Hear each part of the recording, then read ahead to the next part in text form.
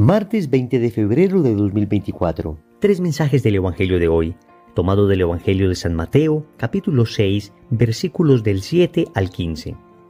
En aquel tiempo dijo Jesús a sus discípulos: Cuando recéis, no uséis muchas palabras como los gentiles, que se imaginan que por hablar mucho les harán caso. No seáis como ellos, pues vuestro Padre sabe lo que os hace falta antes que lo pidáis. Vosotros rezad así: Padre nuestro que estás en el cielo, santificado sea tu nombre. Venga a nosotros tu reino. Hágase tu voluntad en la tierra como en el cielo. Danos hoy nuestro pan de cada día. Perdona nuestras ofensas, como también nosotros perdonamos a los que nos ofenden. No nos dejes caer en la tentación y líbranos del mal. Porque si perdonáis a los demás sus culpas, también vuestro Padre del cielo os perdonará a vosotros. Pero si no perdonáis a los demás, tampoco vuestro Padre perdonará vuestras culpas. Palabra del Señor. Gloria a ti, Señor Jesús. Queridos amigos, el Padre Nuestro. Oración que aprendimos desde niños.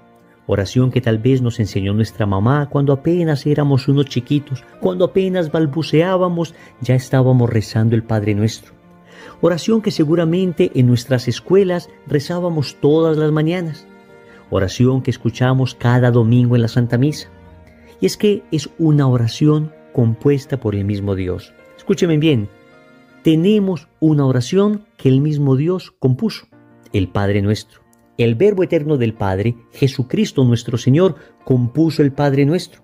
Así como tenemos una oración que la Santísima Virgen María compuso, el Magnificat. Por eso nos llena de emoción poder meditar este Evangelio. Y vamos a reflexionar en torno a tres mensajes. Primero, las tres expresiones de la oración. Segundo, el Padre Nuestro, la oración perfecta. Tercero, cómo perdonar a los que nos ofenden. Vamos con el primer punto, las tres expresiones de la oración. Empieza el Evangelio con una enseñanza de Jesús sobre la oración. Dice el Señor que cuando oremos no debemos hacerlo como los gentiles, que se imaginan que por repetir muchas palabras van a ser escuchados. El Señor está enseñando a orar correctamente. Y a lo largo de estos 2000 años, la Iglesia ha profundizado bastante en el misterio de la oración. Déjame decirte en primer lugar que la oración es necesaria para la salvación. Así lo decía San Alfonso María de Ligorio: el que ora ciertamente se salva, el que no ora ciertamente se condena. Estamos hablando entonces de algo esencial, no de algo que hacemos o no hacemos según nos guste o no. Luego ya existen diversos tipos de oración y el Catecismo habla de tres expresiones concretas de oración. Dice que la primera expresión es la oración vocal. Es cuando repetimos oraciones que otros han compuesto. Es lo que tradicionalmente se llama rezar, que viene del latín recitare, es decir, recitar algo que alguien más hizo. Y eso está muy bien. Hoy desafortunadamente tenemos dentro de la Iglesia una especie de complejo que nos lleva a acusar a aquellos que rezan como si hicieran algo malo. Y entonces algunos dicen: yo oro, no rezo, como si orar y rezar se opusieran. Ciertamente yo puedo orar espontáneamente con palabras inventadas por mí, palabras que salgan de mi corazón, pero yo no puedo despreciar el hecho de rezar, es decir, de utilizar palabras que grandes santos o que incluso la Sagrada Escritura ha utilizado para referirse a Dios y hacerlas mías. Lo hacemos todo el tiempo. Con las canciones, por ejemplo, cuando estamos enamorados, entonces no componemos una canción para esa persona, a no ser que seamos unos talentosos músicos y podamos hacerlo. Pero en general lo que hacemos es echar mano de canciones ya compuestas por alguien, pero luego las aplicamos a nuestra situación concreta. Lo mismo hacemos con la oración. Dígame usted, por ejemplo, la bellísima oración de San Francisco de Asís, la oración de la paz. Señor, hazme un instrumento de tu paz. ¿Quién de nosotros no la ha orado? ¿Y quién podría decir que es capaz de componer algo más bello que esto? Así, los salmos, por ejemplo, son oraciones compuestas por el rey David, por el rey Salomón. ¡Qué bellas oraciones! Dígame usted, por ejemplo, el Salmo del Buen Pastor o el Salmo del Miserere, donde le pedimos perdón al Señor. ¿Cuántos salmos bellos nosotros rezamos? Primera expresión de la oración, entonces se llama oración vocal. Luego viene una segunda expresión que es la oración de meditación. Ya no solamente es recitar oraciones, sino conversar con Dios, es decir, leer la realidad en torno a la palabra de Dios. Y así yo voy meditando, es decir, haciendo preguntas a la realidad, haciendo preguntas a un libro que estoy leyendo, haciendo preguntas a lo que me rodea para de ello extraer aquello que Dios me quiere decir. Se medita entonces haciendo un uso de la razón, un uso de la mente, y de esa manera se entabla una conversación con Dios. Agarras, por ejemplo, un libro, agarras, por ejemplo, un texto bíblico, agarras, por ejemplo, un cuadro y comienzas a observarlo. Y de ello comienzas a meditar y comienzas a pensar en este cuadro de la Virgen, en este texto bíblico, en este acontecimiento que vimos en las noticias, en este suceso que nos ocurrió. Nos preguntamos, ¿qué me quiere decir el Señor? Y entonces entablo un diálogo con Dios. Luego viene una tercera expresión de la oración que se llama la contemplación. Es un diálogo de miradas, es un diálogo de corazones, es el diálogo que tiene la mamá y su hijo recién nacido cuando solo con las miradas se comunican, solo con suspiros de amor. Es aquello que se cuenta del santo cura de Ars, que una vez entró a su parroquia y vio a un campesinito que miraba a Jesús y le preguntó, ¿qué hablas con él? El campesinito le respondió, nada, yo lo miro y él me mira. La contemplación se entiende en términos de amor. Ya no es tanto un proceso del intelecto, ya no es tanto un proceso de la razón, sino más bien un movimiento del corazón. Se contempla cuando me quedo en silencio ante el Santísimo y dejo que los rayos de la misericordia de Dios me transformen como los rayos del sol a través de la fotosíntesis transforma las plantas. Es un proceso de enamoramiento por presencia.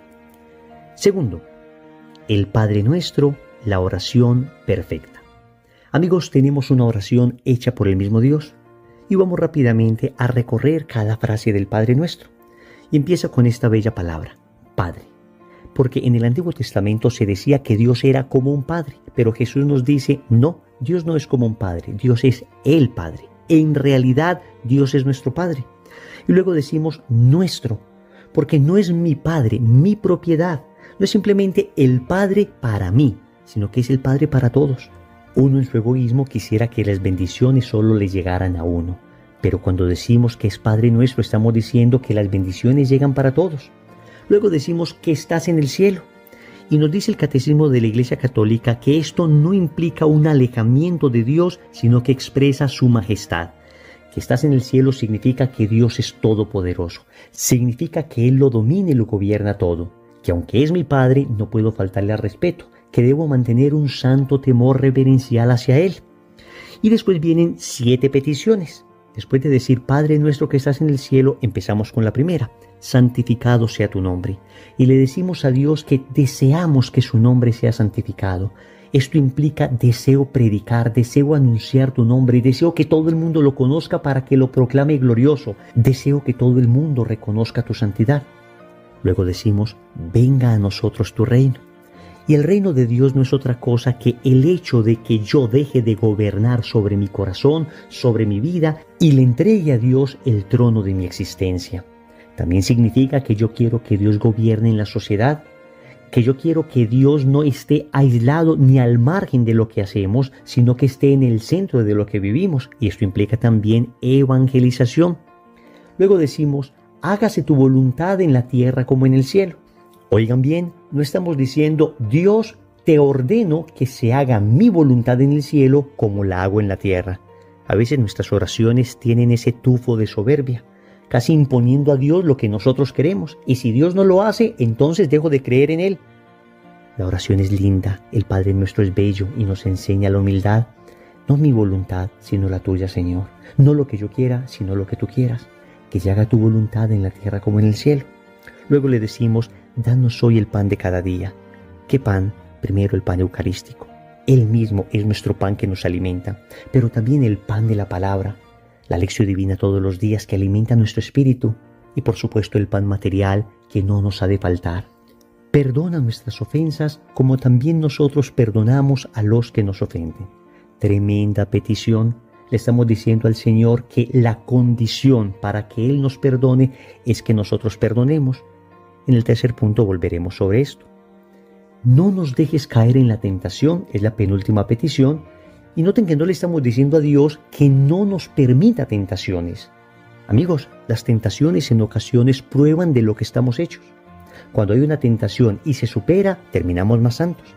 Las tentaciones nos enseñan la humildad porque a veces nosotros creemos que nos las sabemos todas, que estamos muy firmes, muy seguros, pero cuando viene una tentación vergonzosa, aunque una tentación no es pecado, manifiesta nuestras inclinaciones y debilidades, las que todavía persisten en nosotros. Entonces le decimos a Dios, esas tentaciones que tú permites, que no ocasionas, pero permites, que yo las pueda vencer. No me dejes caer en ellas. Y después le decimos, y líbranos del mal. El catecismo nos dice que la palabra mal no es simplemente un concepto, sino que enuncia a una persona que nos libre del maligno. En latín se dice, sed liberanos a malo, y líbranos del maligno, de nuestro enemigo mortal. Tenemos un enemigo, el diablo, que quiere destruirnos, que quiere acabar nuestra vida espiritual. Pues en el Padre Nuestro le estamos diciendo a Dios, protégenos. He ahí una verdadera oración de liberación y de protección. Qué bello es orar el Padre Nuestro y cuánto nos cambiaría la vida si cada que lo oramos entendiéramos lo que decimos. Tercero, ¿cómo perdonar a los que nos ofenden? Es curioso que una vez termina el Señor el Padre Nuestro, vuelve sobre el tema del perdón y así le dice a sus apóstoles, porque si perdonáis a los demás sus culpas, también vuestro Padre del cielo os perdonará a vosotros. La pregunta es entonces, ¿cómo lograr perdonar a los demás? Les voy a dar una serie de consejos que les pueden servir. Lo primero es pedir la gracia. Ya queremos perdonar porque el Señor nos pide que perdonemos y nosotros amamos a Jesús y queremos obedecerle. Pero solos no somos capaces, nos es imposible por nuestras propias fuerzas. Entonces empezamos a pedir la gracia. En cada oración le decimos, Dios mío, dame la gracia de perdonar, dame la gracia de sanar esta herida que tengo, de perdonar a los demás, incluso de perdonarme a mí mismo y hasta de perdonar la imagen distorsionada que tengo de ti, Dios mío. En ocasiones se nos deforma la imagen de Dios en el alma porque creemos que Él es el culpable de muchas cosas que nos suceden. Entonces pedimos la gracia. Después lo que viene es orar por la persona que nos ha hecho daño. Recordemos que hace poco en el Evangelio el Señor nos invitaba a rezar por los que nos perseguían. Esto sirve mucho porque cuando se ora por quien nos hace daño, el corazón se va ablandando y va adquiriendo capacidad de perdón. Luego debemos aprender a ofrecer nuestros dolores. La razón por la que nos llenamos de odio es porque no hemos aprendido a unir nuestros sufrimientos a Cristo. Entonces, como los vivimos solos, nos llenamos de rencores, de heridas. Pero si viviéramos nuestro dolor unido a Cristo, si ofreciéramos cada herida que nos hacen, entonces nuestro corazón sanaría inmediatamente. Entonces ese dolor nos santificaría. Ojo, no estoy diciendo que ese dolor sea bueno, no estoy diciendo que sea maravilloso que nos hagan sufrir. Lo que estoy diciendo es que después de que Cristo sufrió y murió por nosotros, todo dolor que experimentamos ahora puede adquirir valor redentor. Entonces le decimos a Dios, este sufrimiento, esta pena, este dolor, esto que me están haciendo, lo uno a tu cruz y lo ofrezco por la salvación de mi propia alma y las de mis hermanos. Ofrecemos nuestros dolores. Y finalmente hay que saber que para perdonar no se debe sentir, se debe querer. Es maravilloso que al final también podamos sentir algo, sentir una hermosa sensación de paz y normalmente cuando se logra perdonar eso se experimenta. Pero lo primero que tenemos es una voluntad decidida y le decimos a Dios, más allá de mi sentimiento, más allá de que sienta bonito o sienta feo, más allá de que me nazca o no, yo tomo la decisión de perdonar porque tú me perdonaste, Señor, aun cuando yo era el peor de los pecadores. Oremos. Amado Señor, ¿qué otra oración puedo elevar hoy ante tu presencia, sino aquella que tú misma me enseñaste? Este Padre Nuestro que está tan lleno de peticiones, pero tan lleno de alabanzas. Por eso, desde lo profundo de mi alma, te digo, Padre Nuestro que estás en el cielo, santificado sea tu nombre. Venga a nosotros tu reino. Hágase tu voluntad en la tierra como en el cielo. Danos hoy nuestro pan de cada día. Perdona nuestras ofensas, como también nosotros perdonamos a los que nos ofenden. No nos dejes caer en la tentación y líbranos del mal. Señor, dame lo que me pides y pídeme lo que quieras. Amén. Recordemos entonces, primero, las 3 expresiones de la oración. Segundo, el Padre Nuestro, la oración perfecta. Tercero, cómo perdonar a los que nos ofenden. Compromiso. En el rosario de hoy, vamos a pedir la gracia de la oración. En el nombre del Padre, y del Hijo, y del Espíritu Santo. Amén.